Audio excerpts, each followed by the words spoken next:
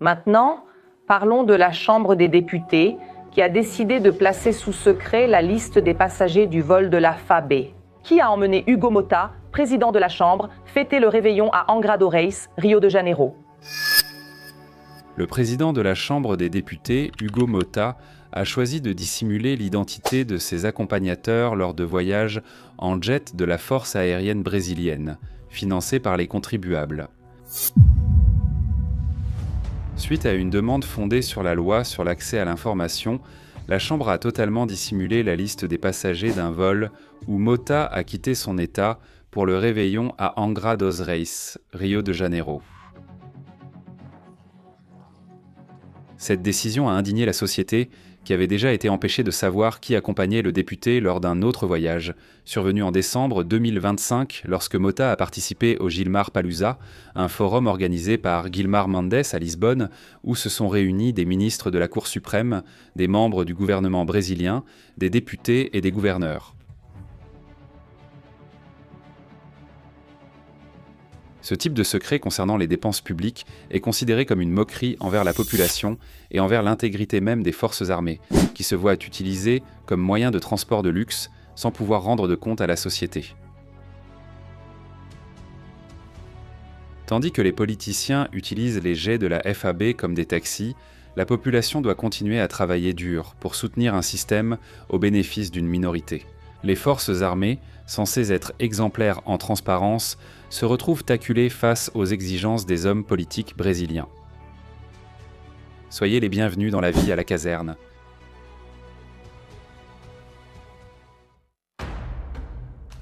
La situation dans les forces armées est préoccupante.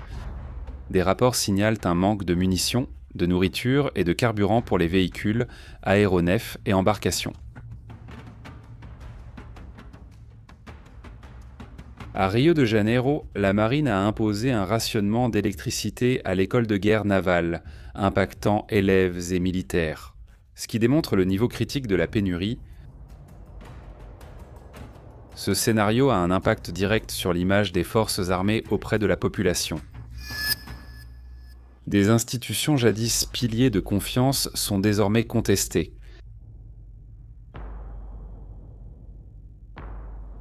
Des recherches récentes montrent que près de 60% des Brésiliens ne font plus confiance aux forces armées, longtemps vues comme gardiennes de la souveraineté nationale.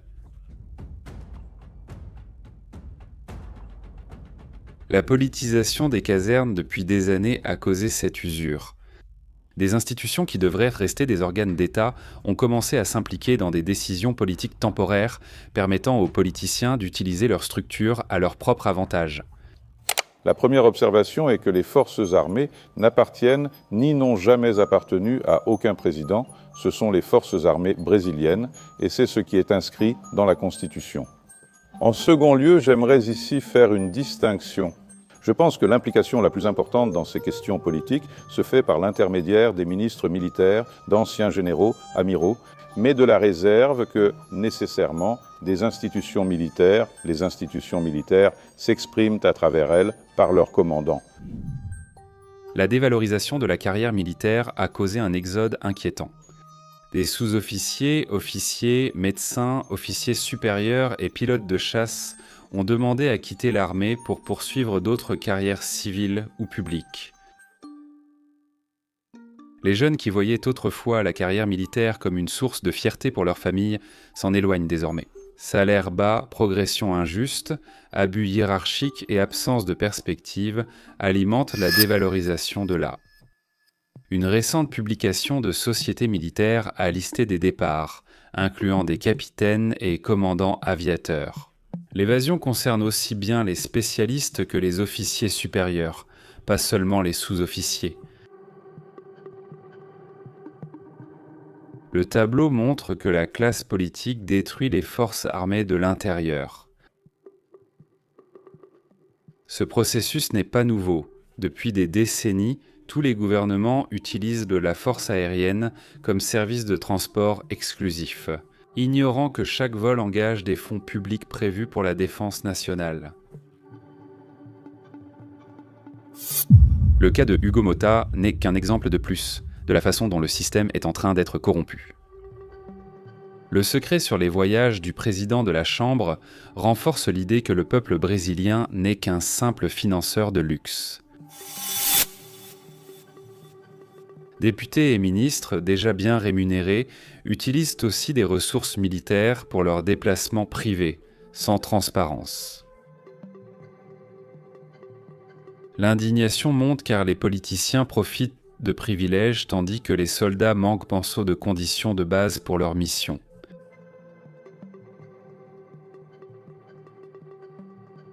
Le contraste entre le luxe des bureaux et la réalité des casernes illustre cruellement l'inégalité institutionnelle.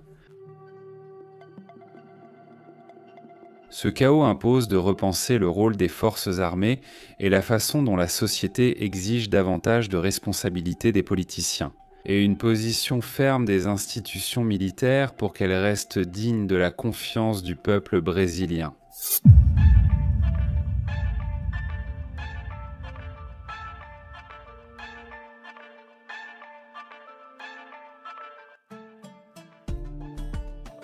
L'abus des jets de la FAB dépasse les dépenses. Il porte atteinte à la crédibilité des institutions militaires et au respect dont elles jouissaient auprès de la population.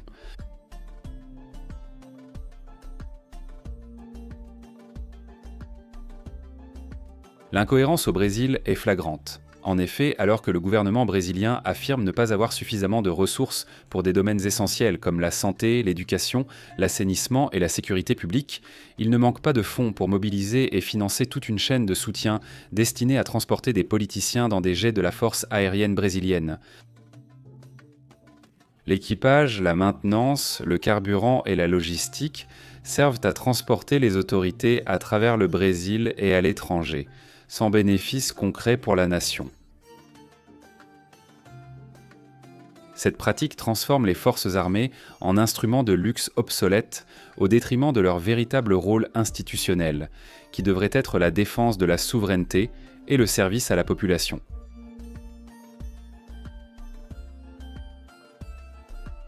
Partagez en commentaire votre avis sur la situation et sur comment les forces armées pourraient limiter les abus des hommes politiques brésiliens. Ici, sur Vie à la caserne, vous restez informé de tout ce qui se passe dans le monde militaire. Laissez votre like, abonnez-vous et regardez l'une des vidéos qui s'affiche sur votre écran. En avant, à la prochaine!